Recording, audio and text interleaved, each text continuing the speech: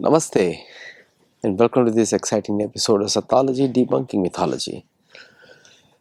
So आप लोग हमारे चैनल के साथ जुड़िए, लाइक करिए, वीडियो को शेयर करिए और लोगों को भी बताइए। और हम लोग धार्मिक तरीके से विश्लेषण करते हैं तो काफ़ी बैलेंस रहेगा हर जगह। तो मैं लोगों को बोलना चाहता हूँ कि we are neither left nor right. हम लोग धार्मिक हैं, तो धार्मिक अलग होता है, लेफ्ट और राइट अलग होता है। लेफ्ट और राइट यूरोपियन फिलॉसफीज़ हैं, तो अपने आप को भी राइट विंग बोलना बंद कर दीजिए, क्योंकि वो यूरोपियन माइंडसेट है। People with the government are right wing, people opposing the government is left wing. तो वो बदलता रहता है जो पावर में रहेगा। चलिए आज के विषय पे। तो ये ट्विटर के फीड्स हैं, मतलब एक्स के पोस्ट हैं, लोगों के ओपन सोर्स इंटेलिजेंस, आप उसको फॉलो कर सकते हैं, यहाँ पे चेक कर सकते हैं कि कितनी मिसाइल्स फेंकी गई या कितनी हुई। तो इजराइल ने करीब 900 साइट्स पे आक्रमण किया ईरान में, और ईरान ने, आप लोगों को मालूम ही है कि उसने वर्षा करी बैलिस्टिक मिसाइल्स की। अमेरिका बोलता है कि उसने 15 से 20% हार्ड मिसाइल्स जो उसके स्टॉक की हैं वो उसने फेंकी, 15 से 20%। और अमेरिका बोलता है कि इट कॉस्टेड $800 मिलियन। तो एक मिसाइल जो है $12.5 मिलियन की है, 12.6 अकॉर्डिंग टू विकीपीडिया। तो अगर आप 800 को 12.6 से डिवाइड करेंगे तो जो नंबर आएगा उतनी मिसाइल्स यूज़ की गई। और अगर वो 20% बनती हैं अमेरिका के स्टॉक पाइल का, तो आपको पता लग जाता है कितना अप्रॉक्सीमेट स्टॉक पाइल अमेरिका के पास होगा।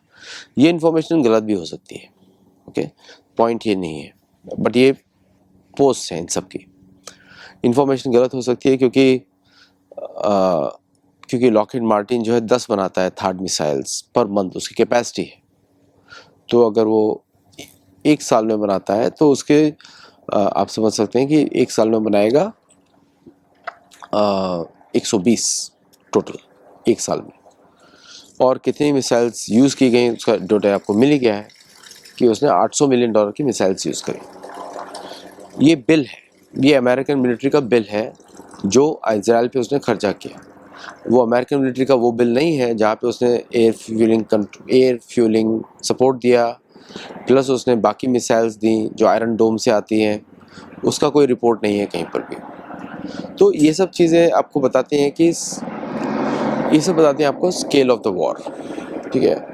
इसके कंपैरिजन में आप भारत का भी कंपेयर कर सकते हैं। डेटा शायद भारत का इतना सब डेटा आएगा नहीं बाहर, क्योंकि वो सब इंफॉर्मेशन क्लासिफाइड रहती है, लेकिन अमेरिका का सारा डेटा आ गया है।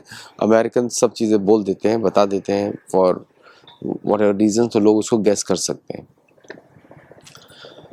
अभी जब अयतुल्ला खुमैनी, जो भी उन्होंने ईरान के सुप्रीम लीडर हैं, उन्होंने जब बोला कि वो उनका न्यूक्लियर साइट्स बर्बाद नहीं हुआ है and they are ready to defend, और उसमें कुछ ज़्यादा डैमेज नहीं हुआ है उनके उधर साइड में, तो ट्रम्प ने बड़ी लंबी सी पोस्ट लिखी कि why they should be grateful to America, कि अगर 3 कर सकते हैं तो हम और भी कर सकते हैं और करते रहेंगे।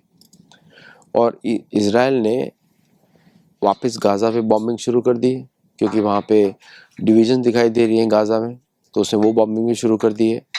प्लस उसने दूसरे भी काम किया अमेरिका ने, इजराइल ने, प्लस उसने ईरान को भी धमकी दी है कि हम और भी एसेट्स वहाँ पे बर्बाद कर सकते हैं ईरान के अंदर, तो जिस पे उसका भी रिप्लाई शुरू हो गया। तो मुझे ऐसा लगता नहीं है कि ये ट्रूस ज़्यादा हैंड करेगा, ज़्यादा लंबे समय तक चलेगा, क्योंकि ये जो पूरा जो इंसिडेंट है ये लंबी लड़ाई की तरफ इशारा कर रहा है, और यू विल सी कंटिन्यूइंग, ये चलता रहेगा जब तक कि ईरानियन रिजिम चेंज नहीं होता है।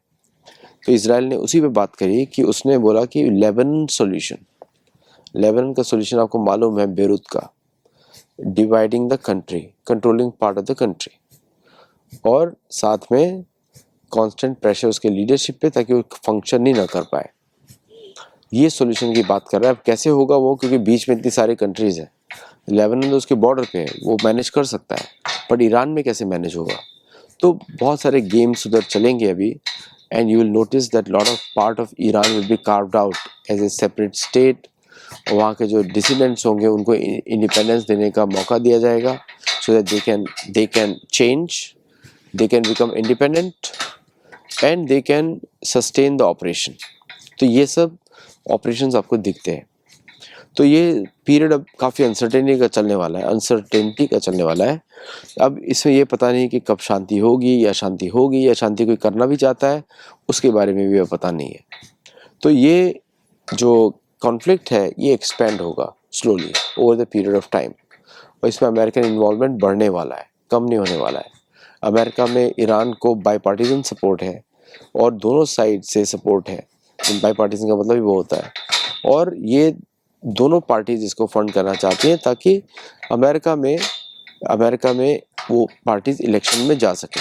ये इजरायली लॉबी अमेरिका में बहुत एक्टिवली काम करती है।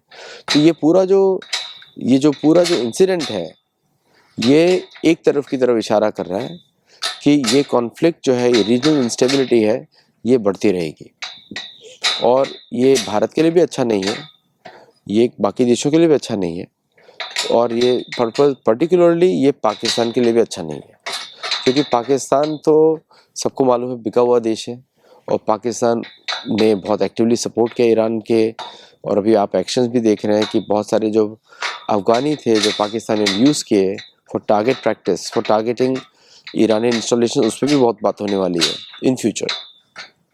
तो ओवरऑल मैं देख रहा हूँ कि ये हमारा जो सतोलॉजी में बोल भी चुके हैं बहुत बार कि ये ग्रेटर इजराइल का प्लान है, और ग्रेटर इजराइल मतलब इन्फ्लुएंस टिल ईरान, क्योंकि इजराइल को सबसे ज़्यादा खतरा वहाँ से है। और अगर इजराइल के पास इंटेलिजेंस आती है कि पाकिस्तान के जो आलू बम है उसको सप्लाई किए जाते हैं, तो आई थिंक पाकिस्तान के ऊपर भी इजराइल एक्शन ले सकता है। तो ये इम्पॉर्टेंट बात है हम लोग को समझने के लिए। और पाकिस्तान का फ्यूचर बहुत ही ब्लीक है। चाइना और अमेरिका दोनों लड़ रहे हैं पाकिस्तान के ऊपर। पाकिस्तान ने अपने बेसेस दिए अमेरिका को। सीपैक पेरिनियली डिस्ट्रॉयड है, पेरिनियली मतलब परमानेंटली डिस्ट्रॉयड है, और वहाँ पे अब भारत का रास्ता खुलता जा रहा है, क्योंकि अगर भारत नहीं आएगा तो अमेरिकन बेसेस सिक्योर नहीं रहेंगे। तो इसलिए अब जियोपॉलिटिक्स जो है पीओके की तरफ इशारा कर रही है कि America might agree for PoK completely, उससे अमेरिका को सिक्योरिटी मिलेगी। चाइनीज़ माइट एग्री, क्योंकि उससे चाइना को सिक्योरिटी मिलेगी, और बाकी देश भी एग्री करेंगे। तो पीओके का रास्ता खुलता जा रहा है एज द इवेंट्स अनफोल्ड। इसके बारे में हम सब लोग बात कर चुके हैं, और इट्स अ न्यू रियलिटी जो हमको दिखने वाली है अभी थोड़े समय में। Thank you very much. ये छोटा शो था, and do let me know your feedback, और हम लोग फिर बात करेंगे अगले शो में। Do like, share, subscribe and let us know your feedback. Gurukul में जुड़िएगा जरूर। नमस्ते।